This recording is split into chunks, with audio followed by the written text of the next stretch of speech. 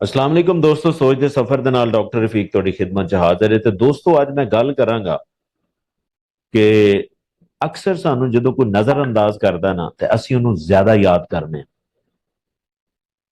ਔਰ ਅਕਸਰ ਅਸੀਂ ਸਮਝ ਲੈਂਦੇ ਹਾਂ ਕਿ ਸ਼ਾਇਦ ਇਹ ਮੁਹੱਬਤ ਹੈ, ਕਿਉਂਕਿ ਮੇਰਾ ਦਿਲ ਕਰ ਰਿਹਾ ਹੈ, ਮੈਂ ਯਾਦ ਉਹਨੂੰ ਕਰ ਰਿਹਾ, ਇਹ ਮੁਹੱਬਤ ਹੈ। ਅਕਸਰ ਇਹ ਮੁਹੱਬਤ ਨਹੀਂ ਹੁੰਦੀ, ਕੁਝ ਹੋਰ ਹੁੰਦਾ ਹੈ।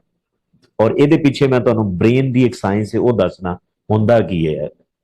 ਹਕੀਕਤ 'ਚ ਇਹ ਹੁੰਦਾ ਹੈ ਕਿ ਜਦੋਂ ਵੀ ਤੁਹਾਨੂੰ ਕੋਈ ਨਜ਼ਰ ਅੰਦਾਜ਼ ਕਰਕੇ ਬੰਦਾ ਜਾ ਰਿਹਾ ਹੁੰਦਾ ਨਾ, ਤੇ ਤੁਹਾਡੇ ਦਿਮਾਗ ਦਾ ਇੱਕ ਪ੍ਰੋਸੈਸ ਹੈ ਉਹ ਐਕਟਿਵ ਹੋ ਜਾਂਦਾ ਹੈ, ਜਿਹਨੂੰ ਅਸੀਂ ਸਾਈਕੋਲੋਜੀ ਦੇ ਵਿੱਚ ਅਨਸਰਟਨ ਇਫੈਕਟ ਕਹਿੰਦੇ ਹਾਂ।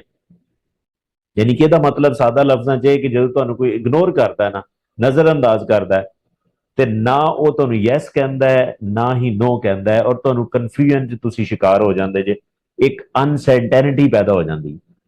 ਔਰ ਜਿਹਦੀ ਵਜ੍ਹਾ ਤੋਂ ਅੱਗੇ ਪਤਾ ਕੀ ਹੁੰਦਾ, ਤੁਹਾਡੇ ਇੱਕ ਬ੍ਰੇਨ ਦਾ ਹਿੱਸਾ ਹੁੰਦਾ ਜਿਹਨੂੰ ਅਸੀਂ ਰਿਵਾਰਡ ਪਾਥਵੇ ਕਹਿੰਦੇ ਆ, ਉਹ ਐਕਟਿਵ ਹੋ ਜਾਂਦਾ ਹੈ। ਅਨਸਰਟਨ ਇਫੈਕਟ ਨਾਲ ਉਹ ਐਕਟਿਵ ਹੋ ਜਾਂਦਾ ਹੈ, ਔਰ ਉਹ ਦਿਮਾਗ ਦਾ ਹਿੱਸਾ ਤੁਹਾਨੂੰ ਪਲੇਅਰ ਦਿੰਦਾ ਹੈ।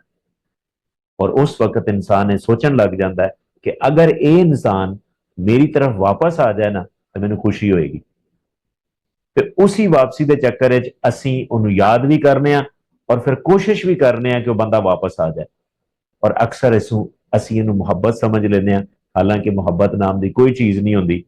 ਇਹ ਸਿਰਫ ਇੱਕ ਤੁਹਾਡਾ ਦਿਮਾਗੀ ਇਫੈਕਟ ਹੁੰਦਾ ਹੈ। ਇਹਨੂੰ ਸਮਝਣਾ ਇੰਤਹਾਈ ਜ਼ਰੂਰੀ ਤਾਂ ਕਿ ਤੁਸੀਂ ਬਚ ਸਕੋ। ਉਮੀਦ ਹੈ ਕਿ ਤੁਹਾਨੂੰ ਕਨਸੈਪਟ ਸਮਝ 'ਚ ਆਇਆ ਹੋਏਗਾ, ਲੇਕਿਨ ਫਿਰ ਵੀ ਤੁਹਾਡਾ ਕੋਈ ਕੁਐਸਚਨ ਹੈ ਤੇ ਕਮੈਂਟ ਸੈਕਸ਼ਨ ਜ਼ਰੂਰ ਮੈਂਸ਼ਨ ਕਰੋ।